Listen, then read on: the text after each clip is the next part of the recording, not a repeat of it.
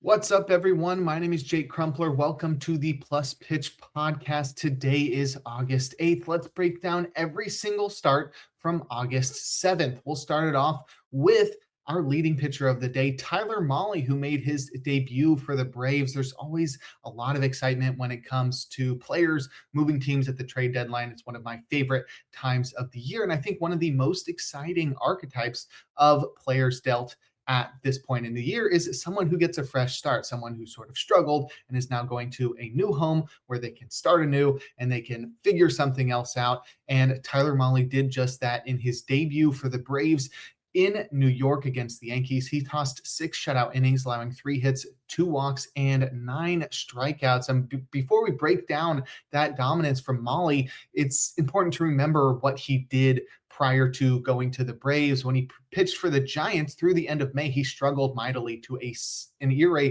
over 6 in 11 starts before he missed an entire month with a hamstring strain, and he returned looking a lot stronger. He was throwing a tick harder, and he pitched much better with a sub-4 ERA in 7 starts. It's a 3.79 ERA from Mahle. But the final 2 starts of Mahle's Giants career are what I assume piqued the Braves' interest, and at the time I assumed it was going to pique a lot of interest from many teams looking for starting pitching at the deadline. In those final 2 starts, the first of which he hosted the Brewers, his velocity peaked at 94 miles per hour. It was north of 94 miles per hour, and it led to 6 shutout frames against the Brewers. He followed that up with slightly lower velocity. It was still higher than any other start he had previously, and he allowed 5 runs, but Mahle racked up a season-high 9 strikeouts, and that pair of starts showcased Mahle's ceiling and pointed to better times ahead. And we got the best of both worlds in Mahle's debut for the Braves as he went 6 shutout innings and tied his season high with 9 strikeouts. The velocity was down a little more, but it's still tied for his highest of any start outside of those 2 pre-deadline outliers. The heater, his four-seamer, stayed upstairs, dominating with 7 whiffs, 37% CSW, and 5 strikeouts, and it paired amazingly with surprisingly consistent low splitters, allowing Mahle to effectively pull off the Blake Snell blueprint. I call it consistent because of its uniform movement profile, and I say surprising because splitters are notoriously volatile, not only in their command,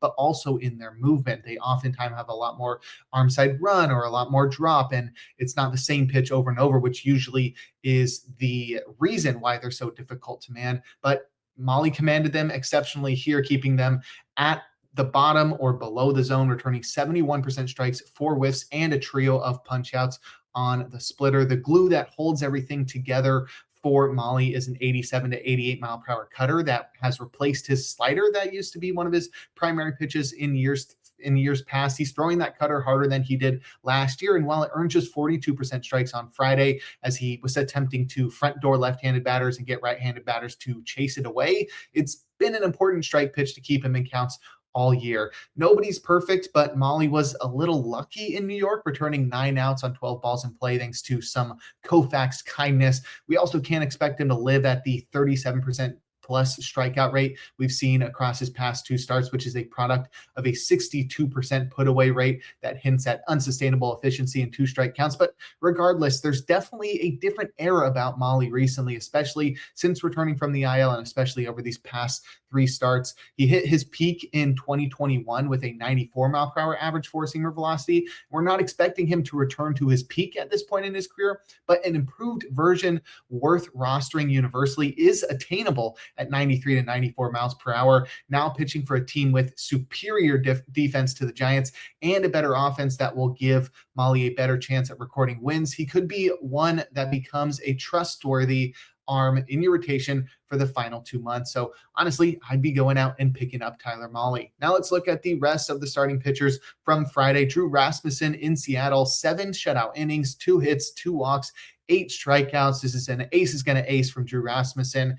Pitching in T-Mobile makes everyone look better, and Drew Rasmussen has looked great all year, and I'm glad he did so again here. Max Fried versus his former team, the Braves, 6 1/3 shutout innings, 3 hits, 2 walks, 7 strikeouts.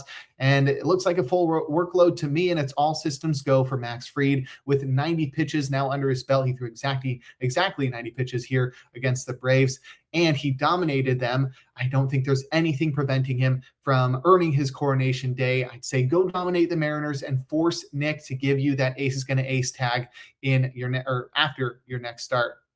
Next, Zach Thornton in Pittsburgh, 5 scoreless innings, 4 hits, 2 walks, 3 strikeouts. And I targeted Thornton as a streamer here because the Pirates struggle against Southpaws. They're a bottom 5 offense in MLB with an 89 WRC plus against lefties.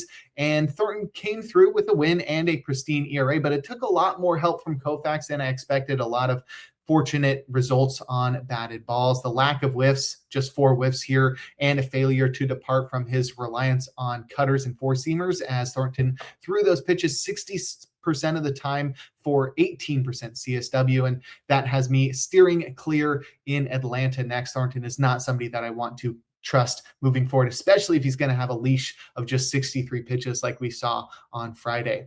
Next, Peyton Tolley versus the A's absolutely dominated. 6 innings, 1 earned, 2 hits, no walks, 14 strikeouts. He induced 24 whiffs and 43% CSW. And all I have to say is, holy moly, Peyton Tolley. That's a golden goal as Tolley matched the 2026 high by an American League pitcher done by Emerson Hancock and Reed Detmers back in May. And maybe more impressively, Tolley did so with just 84 pitches, becoming the first pitcher ever with 14 or more strikeouts in fewer than 85 pitches.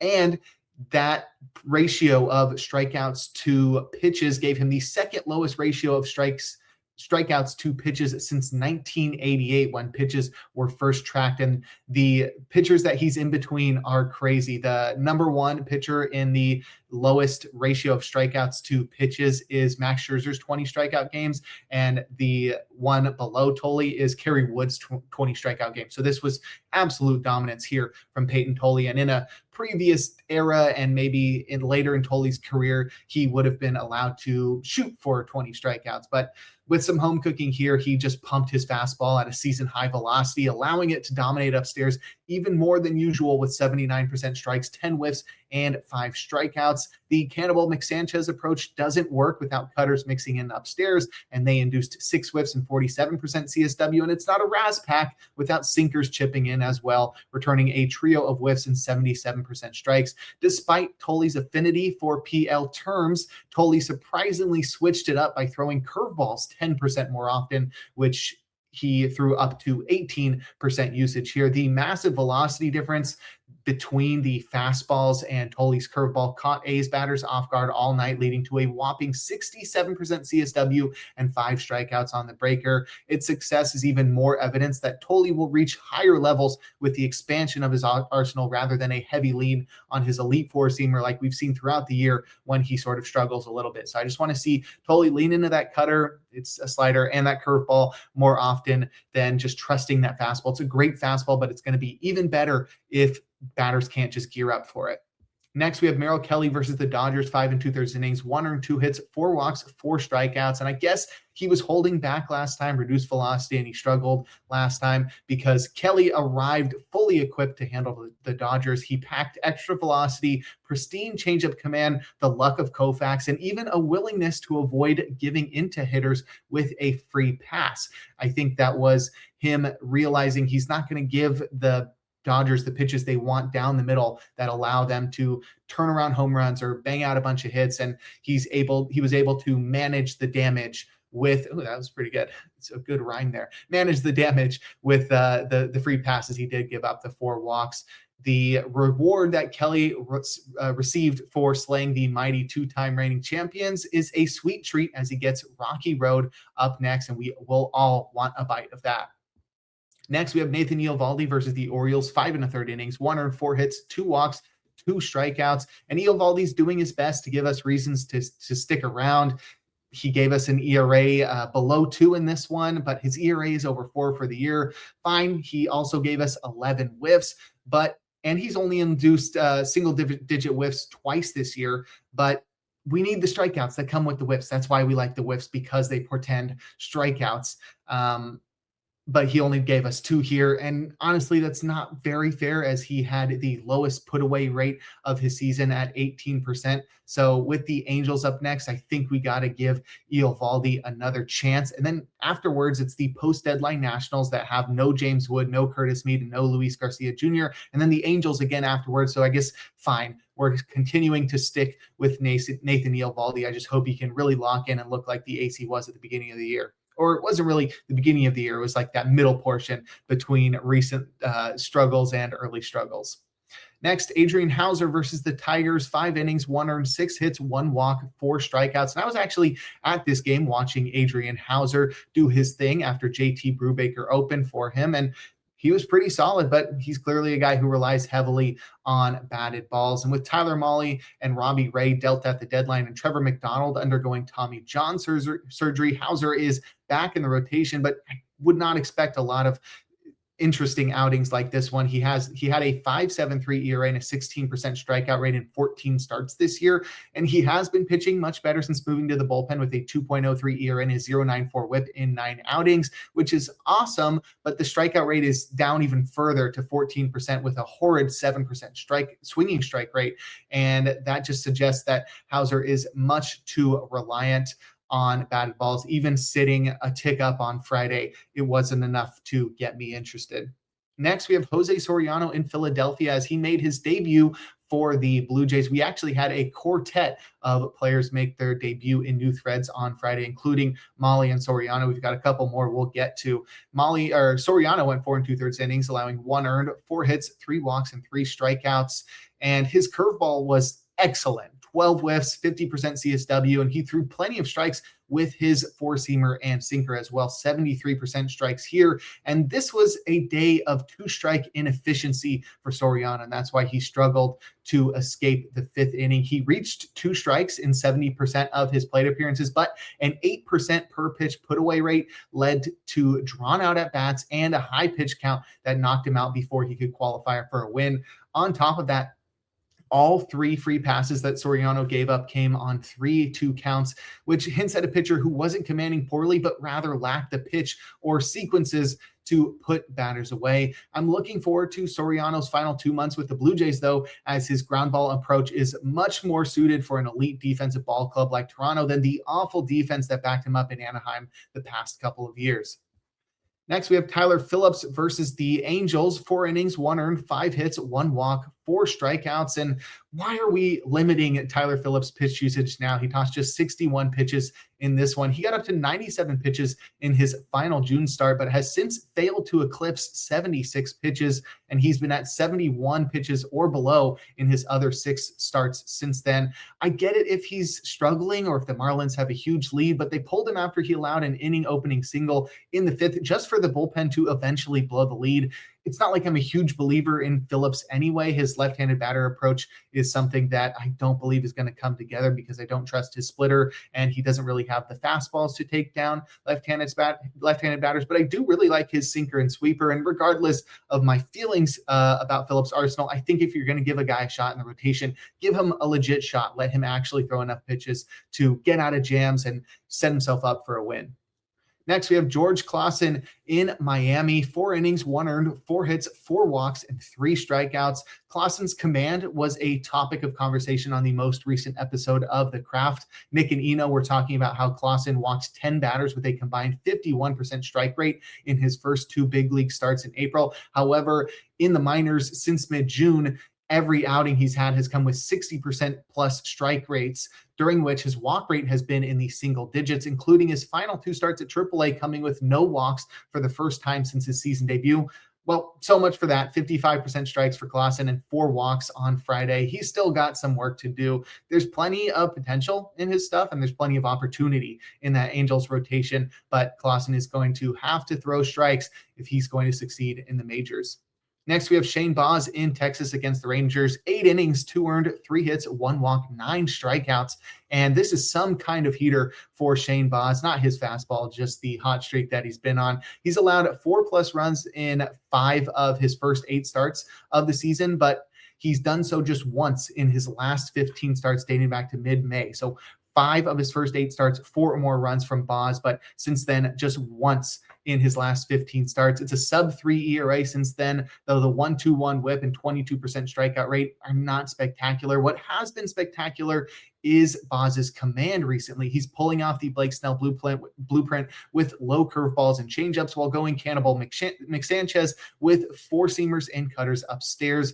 Boz has pitched at his best across his last 5 starts with a 2.15 ERA, a 1.13 WHIP, and a 25% strikeout rate. And as long as the command sticks and he survives in Minnesota next, we can start Boz versus the Yankees afterwards.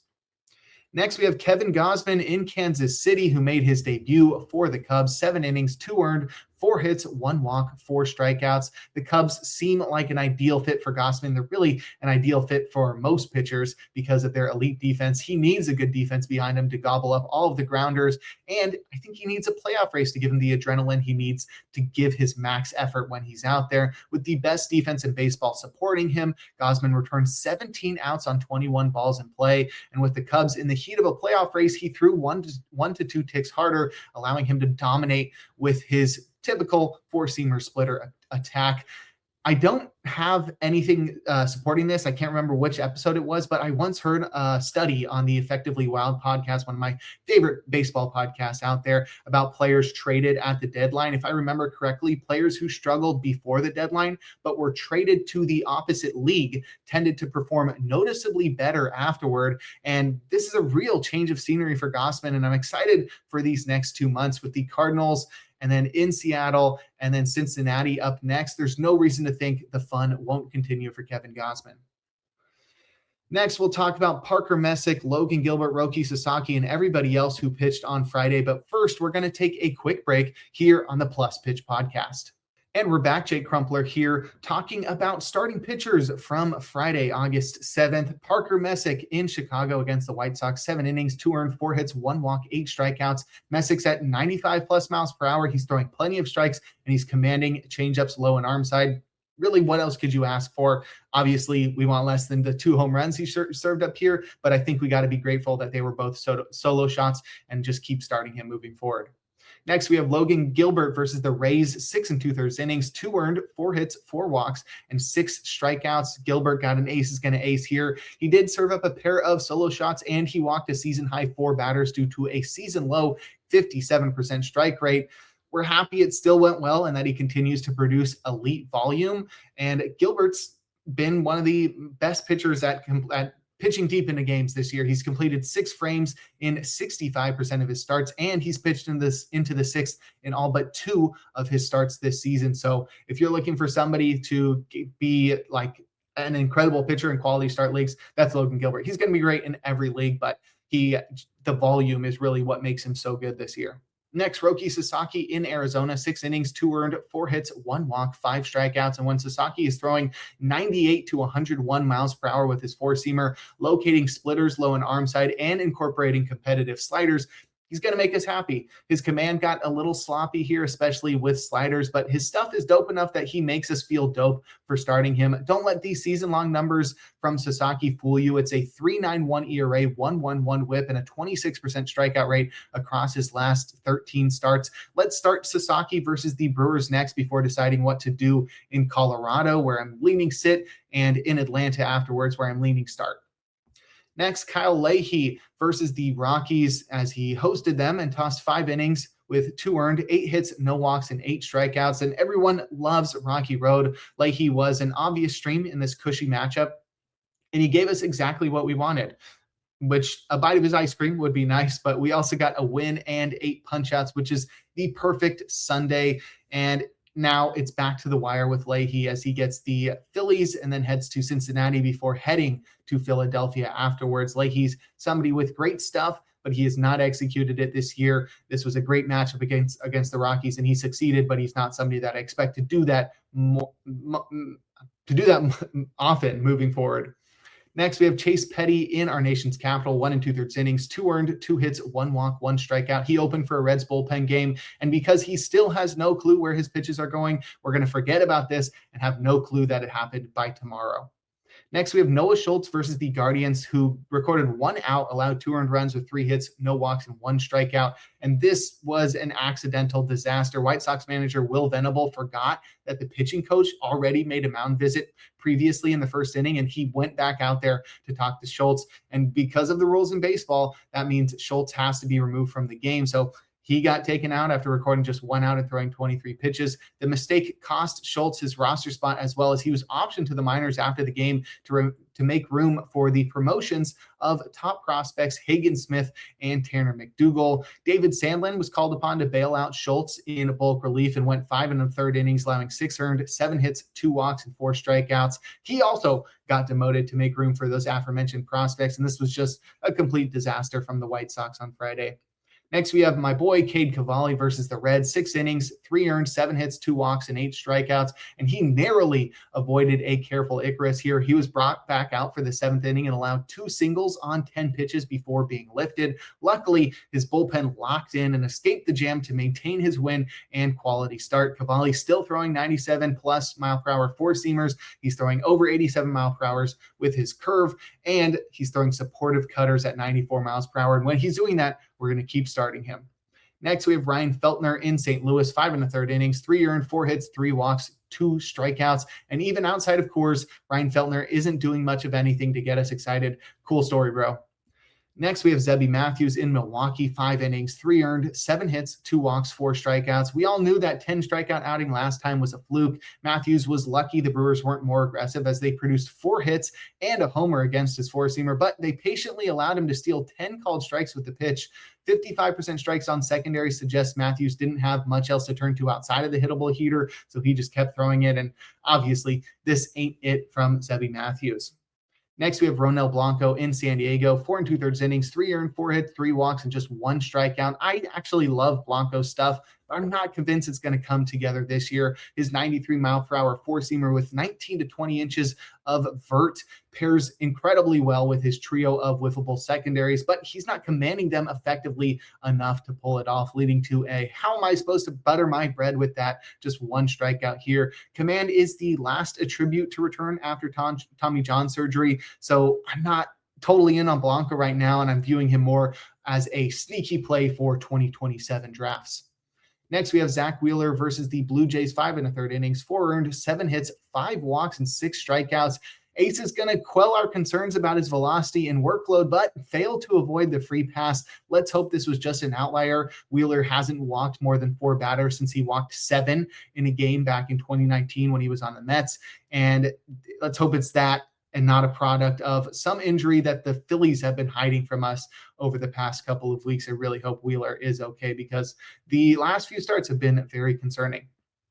Next, we have Robbie Ray versus the Astros, as he made his career debut for the Padres. 5 innings, 4 earned, 7 hits, 5 walks, and 2 strikeouts. Ray had the worst team debut on Friday, which makes sense given he's felt like the one that's due for the most regression this year. He couldn't command his heaters with just 51% strikes on 4-seamers and sinkers.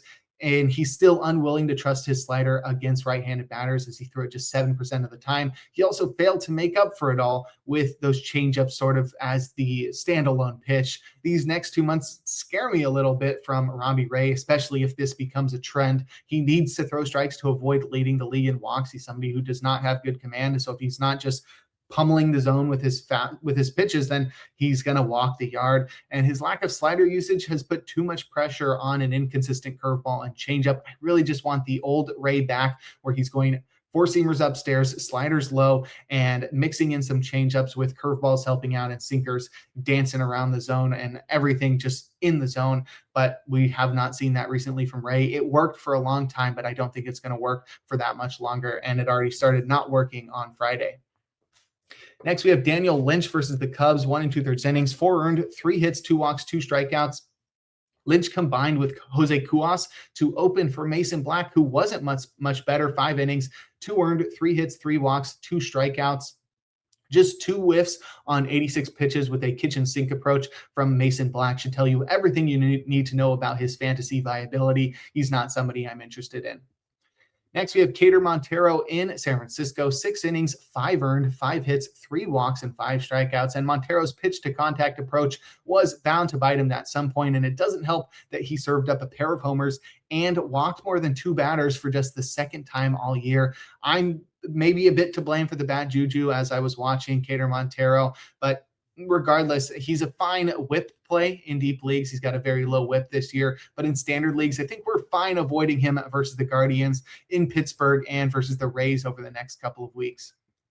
Next, we have Jack Perkins in Boston, 3 innings, 5 earned, 5 hits, 3 walks, 3 strikeouts. And at least he's trying to switch things up a little bit. Perkins leaned heavily into cutters, throwing them 29% more often to get the usage up to 39%. Allowing him to cut back on four-seamers and sweepers. I think all of Perkins' pitches are great. The stuff is great all around. So if he feels like he can control cutters more effectively, I'm all for it. That seemed to be the case as cutters returned 67% strikes and avoided damage with just 1 hit against them. Unfortunately, four-seamers got tagged for a trio of hits and a homer, while off-speed pitches returned just 45% strikes. This was away from Sacre Verde as well, and he still struggled. The strikeouts aren't worth chasing from Perkins, even in deep leagues, until he shakes that poor execution, awesome stuff label. Next, we have Carmen Mlodzinski versus the Mets, 3 innings, 5 earned, 7 hits, 1 walk, and 1 strikeouts. And apparently, this is the guy that risked his job to protest his removal from the rotation. Remember when Jared Jones returned from the IL and Mlodzinski was sent to the bullpen so that Bubba Chandler could remain. But Mlodzinski is now back in the rotation, which with Mitch Keller on the IL, and he's really not making much of a case to stick in the rotation. His Raz pack doesn't really call my name, and if it did, I'd be a little bit scared. But regardless, Mlodzinski's splitter is supposed to be his savior, but it returned just 11% CSW and was thrown just 9 times on Friday. And that arsenal is doomed if that's your champion. I think Mlodzinski is going to need more than 3 overall whiffs to ensure that our bread is buttered in Miami next time. And lastly, we have Shane Drohan versus the Twins, 5 innings, 6 earned, 9 hits, 4 walks, and 4 strikeouts. This seemed like a no-brainer against the Twins offense that's in the bottom third in baseball against Southpaws and is without Byron Buxton right now. However, Drohan couldn't find the feel for his off-speed pitches to take the pressure off his trio of fastball variants. Those fastballs returned just 45. Nope. The off-speed pitches returned just 45% strikes due to a 24% zone rate, leading to batters punishing heaters to the tune of 8 hits and a pair of home runs. Don't forget the walks as well. 3 walks on fastballs as sinkers held a 52% strikeout rate. This is the worst we've seen from Drohan this year, but we also just saw his worst 2 starts ago, and now he heads to Hollywood to face the Dodgers, and it's time to let Shane Drohan go. And before I let you go, our game of the day on Saturday, we got Chris Sale squaring off against Garrett Cole. And how often do you get to watch Hall of Fame pitchers square off? But that'll do it for this episode of the Plus Pitch Podcast. My name is Jake Crumpler. You can follow me at Jake Crumpler on social media. You can find all of my work at crumplerbaseball.com. Make sure to go read the companion article over on pitcherlist.com, the SP Roundup, and I'll talk to you all tomorrow.